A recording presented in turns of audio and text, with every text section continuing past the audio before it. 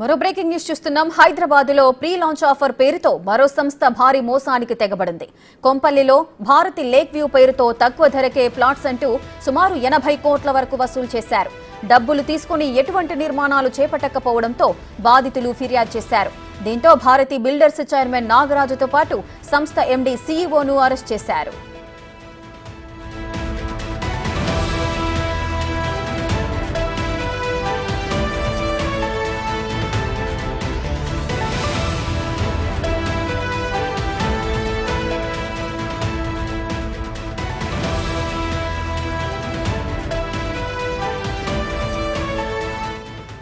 హైదరాబాద్ లో pre launch offer పేరుతో ఒక సంస్థ భారీ మోసానికి తెరలేపింది. దీనికి సంబంధించిన పూర్తి డీటెయిల్స్ మా అసోసియేట్ ఇన్పుట్ ఎడిటర్ నగేష్ అందిస్తారు. నగేష్, హైదరాబాద్ లో మరో ప్రీ లాంచ్ ఆఫర్ మోసంతో భారీ మోసం జరిగిందని చెప్పచ్చు. దాదాపుగా 80 కోట్ల వరకు ప్రజల నుంచి వసూలు చేసిండ్రు ఈ కంపెనీ వాళ్ళు. భారతి బిల్డర్స్ చైర్మన్ దూపాటి నాగరాజు, ఇందులో నాగరాజుతో పాటు ఎండీ శివరామకృష్ణ, సీఈఓ నరసింహరావు వీళ్ళంతా ఉన్నారు. అంటే తాము కొంపల్లిలో ఒక భారీ నిర్మాణాలు చేపడుతున్నామని చెప్పి దాదాపుగా 350 మంది నుంచి వసూళ్లు చేపట్టారు. ఇందులో ఎకనామిక్ అఫెన్స్ సైబరాబాద్ పోలీసులు ఈ కేసుని దర్యాప్తు చేపట్టారు.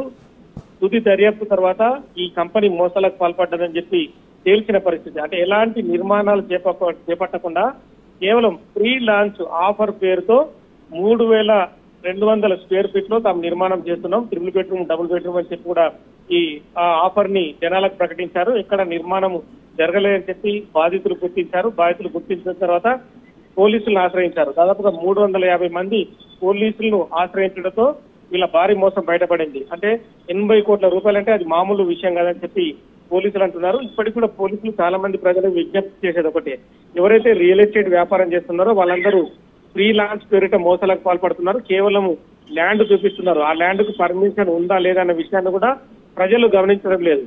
అక్కడ రేరా పర్మిషన్ కానీ హెచ్ఎండిఏ పర్మిషన్ కానీ క్లియర్ గా ఉన్న తర్వాతనే మీరు డబ్బులు పెట్టండి. ప్రీ లాంచ్ పేరుతో ఎట్టి పరిస్థితుల్లో డబ్బులు పెట్టకూడదు, డబ్బులు పెట్టి మోసపోవద్దని చెప్పి ప్రజలకు విజ్ఞప్తి చేస్తున్న పరిస్థితి. ప్రస్తుతం అయితే వీళ్ళ ముగ్గురిని అరెస్ట్ చేశారు. తదుపరి వ్యవహారంలో వీళ్ళ డబ్బులు ఎక్కడ పెట్టారు, ఎక్కడెక్కడ వీళ్ళకి సంబంధించిన ఆస్తులు ఉన్నాయి, వాటన్నిటిని పోలీసులు రికవరీ చేసే అవకాశం కనిపిస్తుంది. ప్రస్తుతానికైతే వీళ్ళ ఆస్తులన్నింటినీ సీజ్ చేసి పోలీసులు కోర్టులో భద్రపరిచారు. తదుపరి బాధితులకు సంబంధించి ఎవరెవరు ఎంత డబ్బులు కట్టారో వాటి వివరాలు తెలుసుకున్న తర్వాత కోర్టు నుంచి ఆ బాధితులకు డబ్బు అందించే విధంగా ఈ కేసు ముందుకు వెళ్లే అవకాశం కనిపిస్తుంది. నగేష్, అయితే ఈ రాష్ట్ర వ్యాప్తంగా కూడా ఈ రియల్ ఎస్టేట్ లో ఇటువంటి మోసాలు అయితే భారీగానే వెలుగు చూస్తున్నాయి. ఓన్లీ కొంపల్లే కాదు, మిగతా ప్రాంతాల్లో కూడా ఇటువంటి మోసాలకైతే తెగబడుతున్నారు. ఒకవేళ కొనుగోలుదారులు, ప్రజలు ఇటువంటి మోసాల బారిన పడకుండా ఉండాలంటే ముందుగా ఏ అంశాలను వీరు పరిగణలోనికి తీసుకోవాల్సి ఉంటుంది?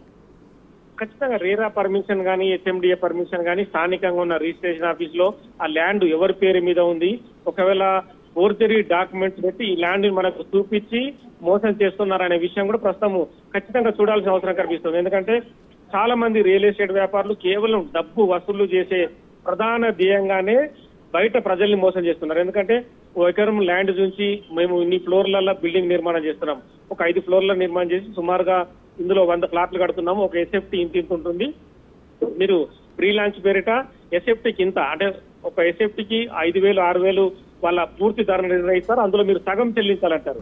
సగం చెల్లించాలంటే 100 మంది బాధితులు 3,000 చెల్లించినా కోట్ల రూపాయలు అవుతుంది. సో ఇలాంటి అంశాలు ఖచ్చితంగా ప్రజలు పరిగణలోకి తీసుకోవాలి. ఆ కంపెనీకి పర్మిషన్ ఉందా, ఆ రేరా యాక్ట్ కింద పర్మిషన్ తీసుకున్నారా, లేదంటే హైదరాబాద్ మెట్రో డెవలప్మెంట్ అథారిటీ కింద కూడా పర్మిషన్ వీళ్ళ దగ్గర ఉందా లేదా అని ప్రతి విషయాన్ని క్షుణ్ణంగా పరిశీలించాలి. కానీ ప్రజలు ఏంటంటే గుడ్డిగా ఏదో ఒక పోస్టర్ జోడించగానే, ఒక పోస్టర్ ఆ కంపెనీ రిలీజ్ చేయగానే ఆ పోస్టర్ లో రకరకాల కలర్స్ పెట్టి ఇక్కడ మీకు స్విమ్మింగ్ పూల్ నిర్మాణం చేస్తున్నాం, ఇక్కడ బయట లాంచ్ ఉంటుంది, ఇక్కడ ప్లేయింగ్ జోన్ ఉంటుంది, ఇక్కడ వివిధ రకాల వసతులు కల్పిస్తాం, ఒక క్లబ్ ఉంటుందని చెప్తారు. కానీ ఇవన్నీ ఎవ్వి కూడా ప్రజలు పట్టించుకోవడం లేదు. కేవలం ఒక పోస్టర్ ను చూడడం, అక్కడ ఉన్న కలర్ బొమ్మలు చూసిన తర్వాతనే డబ్బులు పెడుతున్నారు. ఇవన్నీ ఖచ్చితంగా ఎవరైతే ఉన్నారో రియల్ ఎస్టేట్ లో డబ్బులు పెట్టడే వాళ్ళు కానీ, అలాగే ఒక ప్లాట్ తీసుకునే వాళ్ళు కానీ ఇవన్నీ ఖచ్చితంగా పరిగణలోకి తీసుకోవాలి. ఎందుకంటే అష్ట కష్టాలు పడితేనే డబ్బులు జమ అవుతుంటాయి. పైసా కూడబెట్టి ఏ కంపెనీకో ఇలా డబ్బులు పెట్టి మోసపోవద్దనేది కూడా పోలీసులు అన్ని రకాల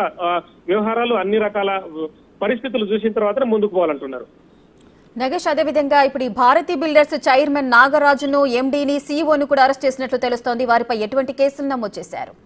పైన ఇప్పుడైతే క్రైమ్ నెంబర్ 10/2024 కింద అండర్ సెక్షన్ 406, 420 ఐపీసీ సెక్షన్ల కింద Telangana protection of depositors and financial establishment act 1999 EOW act కింద వీళ్ళపైన బలమైన కేసులు నమోదు చేశారు. ఎందుకంటే ఈ ముగ్గురు కూడా క్లియర్ కట్ గా అంటే 350 మంది నుంచి మోసపూరితంగానే డబ్బులు వసూలు చేశారని చెప్పి పోలీసుల దర్యాప్తులో వెల్లడైంది. ఎందుకంటే ఈ కేసుని గత 2 నెలలుగా పోలీసులు దర్యాప్తు చేస్తున్నారు. దర్యాప్తులో ప్రతి అంశాన్ని పరిగణలోకి తీసుకున్నారు. ఎందుకంటే మోసాలకు పాల్పడిన వ్యక్తులు మళ్ళీ కోర్టుకు వెళ్ళిన తర్వాత డిఫేమ్ చేసే అవకాశం కల్పిస్తుంది. పోలీసుల పైన ఎదురు దాడికి దిగి తాము మోసం చేయలేదనే విషయాన్ని చెప్పే అవకాశం కల్పిస్తుంది. అందుకంటే ప్రతి విషయాన్ని పోలీసులు పరిగణలోకి తీసుకున్నారు. ఎందుకంటే వీళ్ళ ఫ్రీలాన్స్ పోస్టర్ కావచ్చు, ల్యాండ్ వ్యవహారాలు కావచ్చు, ల్యాండ్ డాక్యుమెంట్లు లీగల్ గా ఒపీనియన్ తీసుకున్న తర్వాత ప్రతి అంశాన్ని తీసుకున్న తర్వాత వీళ్ళని నాన్ బెయిలబుల్ సెక్షన్ల కింద అరెస్ట్ చేశారు. వీళ్ళు ప్రస్తుతం అయితే జైలుకి వెళ్లారు.